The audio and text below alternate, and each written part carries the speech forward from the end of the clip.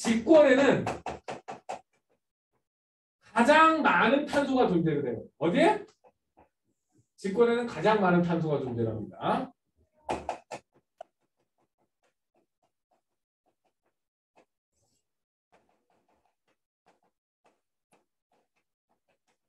가장 많은 탄소가 직권에 존재해요.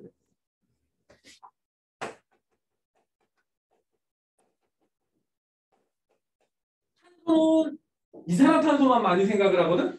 근데 그렇지 않아요. 탄산, 칼슘, CaCO3 이런 고체죠. 고체체 기체 중에 누가 부피가 제일 크지? 기체가 제일 크죠? 그럼 고체가 되면 부피가 제일 작아지겠지? 고체 상태로. 그래서 직권에 탄소가 가장 많이 포함되어 있습니다. 석회석 형태로. 무슨 석회? 탄산, 칼슘이 가장 주성분이고요. 또 하나 굳이 더하자면 화석연료 있습니다.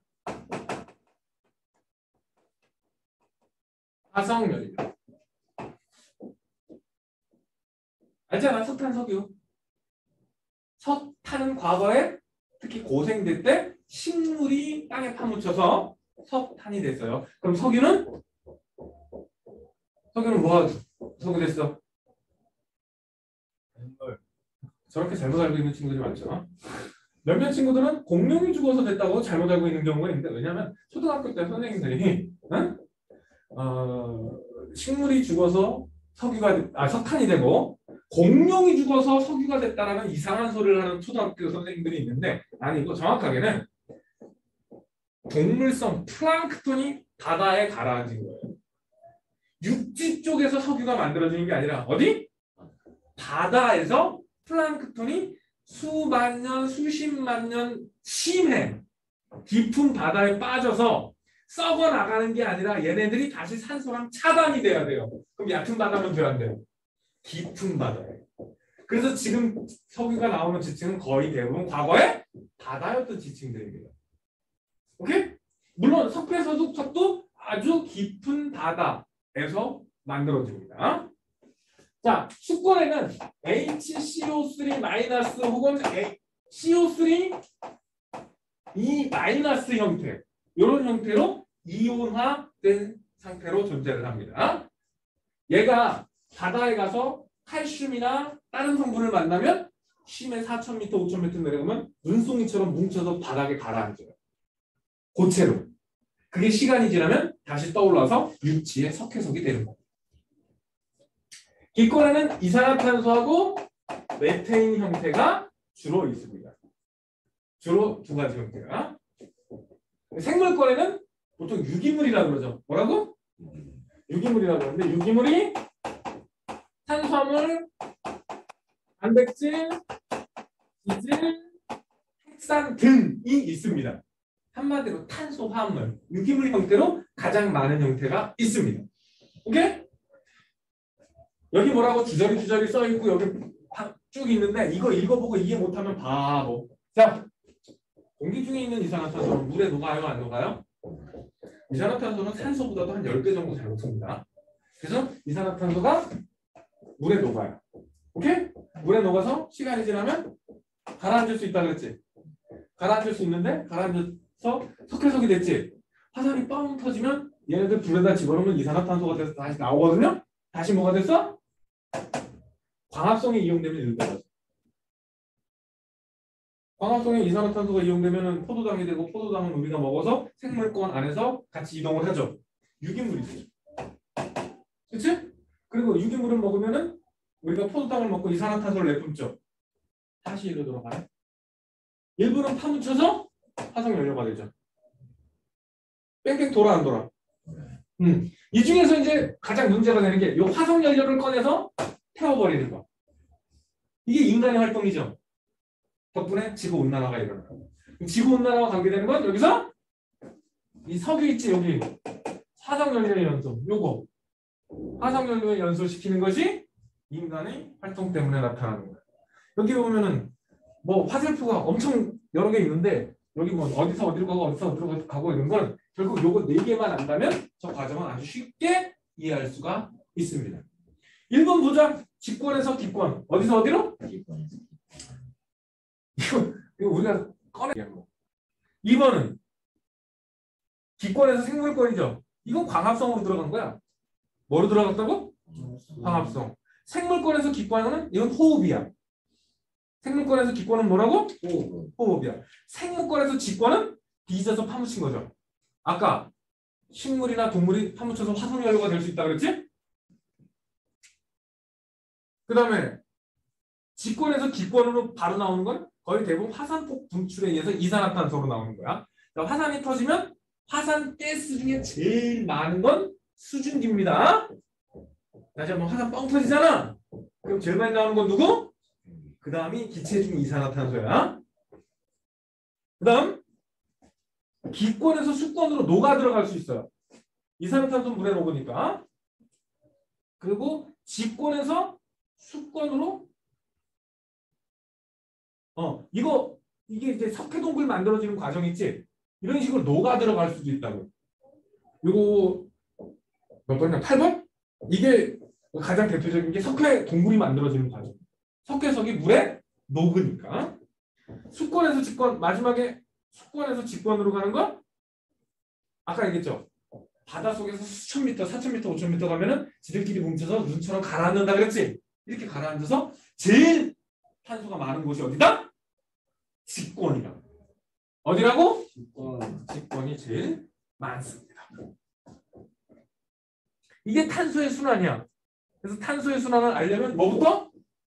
각 권역별로 탄소가 어떤 형식으로 존재하는지를 먼저 알아두면 굉장히 쉽게 이해할 수가 있습니다. 그 다음에 질소의 순환. 질소의 순환을 배우는 가장 큰 이유는 어떻게 보면 비료 때문일 수도 있어요. 너네들이 키가 크려면 뭐가 많이 필요하냐? 영양분 중에서 어떤 성분? 아연? 단백질. 뭐가 필요하다고? 뼈도 단백질로 구성이 돼요. 물론 무기염료도 칼슘 성분의 무기염료도 필요하지만 우리 뼈는 생각보다 많은 양의 단백질이 포함됩니다. 그래서 탄성이 있어요. 만약에 우리 뼈에서 단백질이 빠져나가면 툭 치면 빠사집니다. 뼈가. 우리가 어느 정도 충격에 이렇게 휘어졌다 돌아오는 거 있죠? 이게 우리 뼈도 이렇게 약간의 힐수가 있거든요. 단백질이 같이 들어있기 때문이에요. 자, 질소 우리 3대 비료야. 3대 비료. 질소, 인, 칼륨. 질소, 인, 칼륨. 질소는 단백질의 원료가 되어야 되기 때문에 굉장히 필요하고죠. 인은 DNA 구성 원소입니다. 그러니까 씨를 만들거나 종자를 만들거나 열매를 만들 때 반드시 필요하죠. 그리고 마지막에 칼륨은 물질 이동, 세포 안에서 물질 이동하고 아주 밀접한 관계가 있는 물질이거든. 그래서 저 세 가지가 없으면 애들이 제대로 커 못 커? 제대로 못 커요. 그래서 저 세 가지가 골고루 들어있는 비료를 복합 비료라고 해요. 보통 식물 생장에 필요한 10대 원소.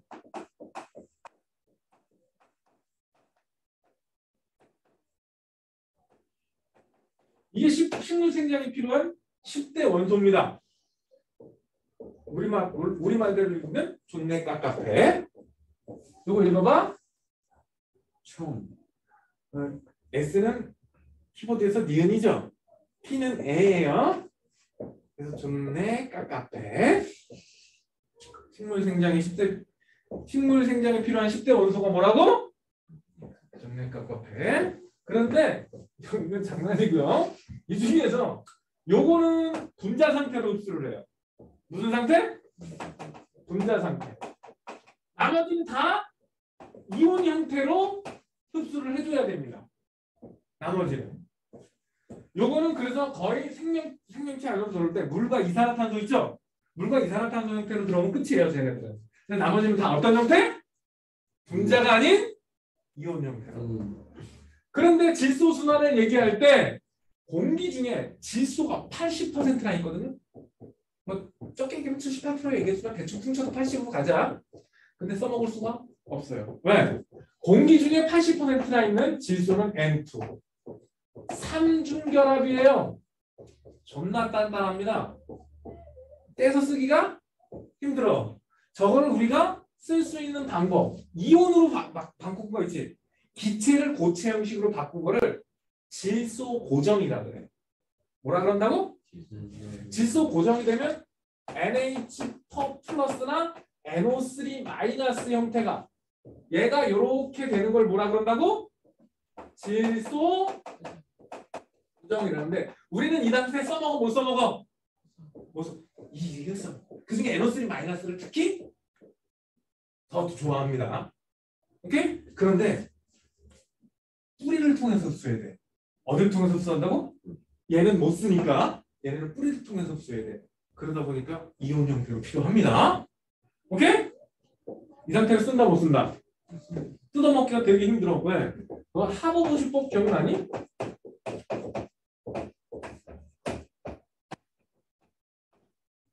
하버보시법. 공중질소를 존나 온도와 압력을 가해서 암모니아를 만드는 방법이에요. 이 덕분에 존나게 많은 비료가 만들어질 수 있게 됐습니다. 지금은 이 방법보다 더 효율적인 방법이 나와서 석탄에서 저걸 암모니아를 마구마구 만들고 있거든요. 근데 이 방법이 되게 이게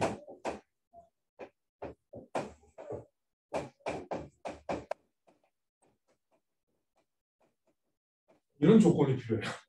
500도 이상, 200기압 이상의 압력, 거기다 촉매까지 있어요. 일어나기 쉬워 어려워? 일반적인 자연 조건에서는 거의 쉽지 않죠? 그치? 그러다 보니까 이것도 공식이 완성되고 실험실에서 성공하고 공장으로 발전하는데도 생각보다 시간이 많이 걸렸어. 그만큼 써먹기가 쉽다 어렵다? 어려워요. 그런데 이거를 생태계 안에서 이렇게 존재하는 양이 별로 없어. 생태계 안에서 이렇게 존재하는 양이 많다 적다? 적다. 저 그림을 내가 따로 그려주면 여기가 지표야. 공기 중에 질소 있죠? 어?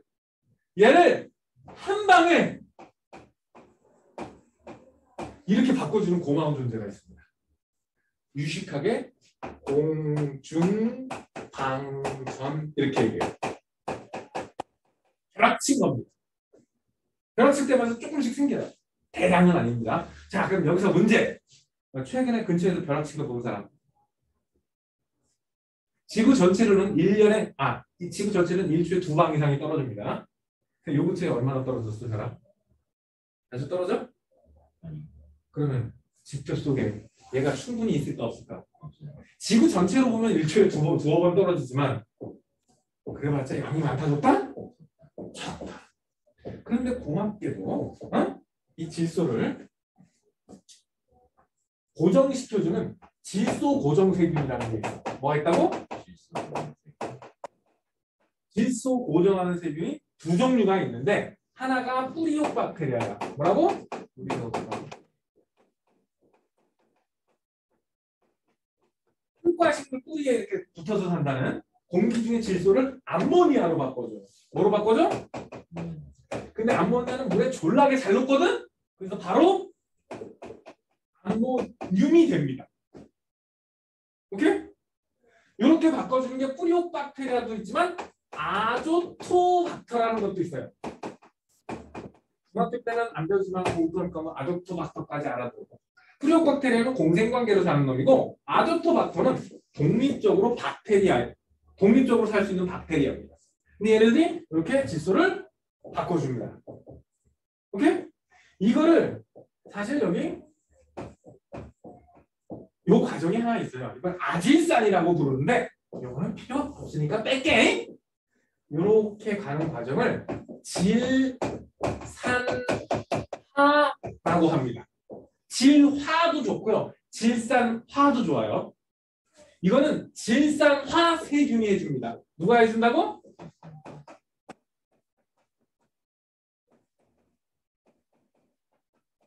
질화세균 혹은 질산화세균. 요게 시험에 되겠죠. 요거를 시험에서 뭐라 그러냐. 저게 분명히 질산하죠. 근데 질산화라고 안 하고 뭐라고 해서 나오냐? 질소 동화냐? 이렇게 물어봐요. 질소 동화는 생명체 안에서 일어나야 되거든. 얘네들이 어디로 흡수돼서? 생명체 안으로 생명체 내부로 흡수돼서 생명체 내부에서 단백질이 되거나 이런 거 있지? 이게 요거 바뀌는 건 뭐? 질산화예요. 화라고요. 오케이? 그리고 얘네들이 뒤져서 땅 속에 파묻혔다가 완전히 분해돼서 다시 질소가 되기도 합니다. 오케이? 그리고 진짜 나쁜 새끼가 있어. 얘를 바로 이렇게 돌려보내는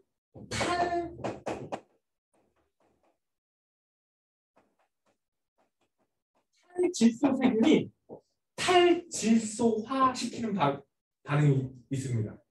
기껏 만들어서 돌려보내는 반공문자 같은 새끼. 탈질화라는 게 있어요. 뭐가 있다고? 여기 있나? 아, 여기 그림이 예쁘게 안 나왔네요. 그리고 이렇게 얘네들이 많아 적어? 그래서 한 군데서 한 3년 농사 짓잖아? 그럼 애들이 안 커. 키가 안 커. 왜? 질소가 없어. 그래서 키가 안 커. 그래서 옛날에는 한 3년 농사 지으면 1년은 그냥 그 거름 있죠? 똥, 오줌 이런 거 갖다 뿌려놓고 1년 동안 그냥 쉬게 만들어. 전체 농지의 4분의 1, 즉 25%가 놀고 있어야 된다. 3년 농사 짓고 1년은 그렇게 해줘야 돼. 안 그러면 농사가 돼, 안 돼? 안 돼요. 그것도 그냥 방치하는 게 아니라 뭐 거름도 좀 주고 이래야 그 다음에 또 한 3년 농사 지어요. 근데 3년째 가면은 제대로 클까 안 클까? 얘네들이 부족해. 그래서 비료가 필요한 거야. 뭐가 필요하다고? 그래서 아까 그 하버 보고 싶어. 하버 박사가